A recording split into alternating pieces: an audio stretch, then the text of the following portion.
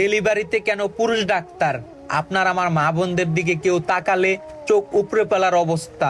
কিন্তু একজন doctor ACC করার সময় নারীর বুকে হাত দিচ্ছে, তলপেটেও হাত দিচ্ছে, এমনকি ডেলিভারি করার সময় নারীর লজ্জাস্থানে হাত দিচ্ছে। চিকিৎসার খাতিলে মা বোনদের লজ্জাস্থান খুলে দেখাতে হচ্ছে, কিন্তু কেন? এর কি কোনো প্রতিক্রিয়া নাই?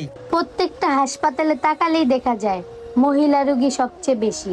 তাই আমরা সবার কাছে অনুরোধ করছি, প্রত্যেকটা হসপিটালে ডেলিভারি করার সময় পুরুষ ডাক্তার নয়, মহিলা ডাক্তার চাই।